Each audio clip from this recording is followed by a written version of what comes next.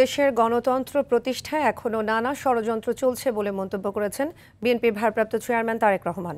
জনগণের ভোটের অধিকার প্রতিষ্ঠায় কেউ যেন কোনো ষড়যন্ত্র করতে না পারে সে ব্যাপারে সবাইকে সতর্ক থাকার আহ্বান জানিয়েছেন তিনি।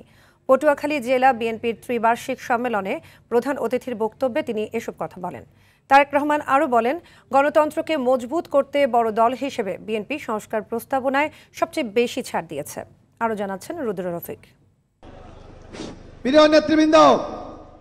দীর্ঘ ২৩ বছর পর অনুষ্ঠিত হল পটুয়াখালী জেলা বিএনপির ত্রিবার্ষিক সম্মেলন। এতে প্রধান অতিথি হিসেবে ভার্চুয়ালি যোগ দেন দলের ভারপ্রাপ্ত চেয়ারম্যান তারেক রহমান।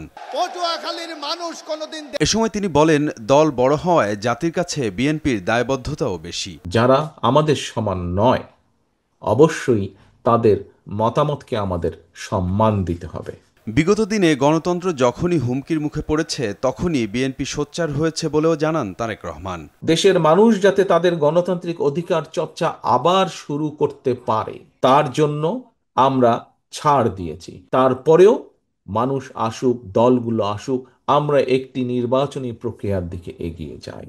তারেক রহমান আরও বলেন, দেশের মানুষ যেন ব্যালটের মাধ্যমে তাদের মতামত প্রকাশ করতে পারে তা নিশ্চিত করতে চায় বিএনপি।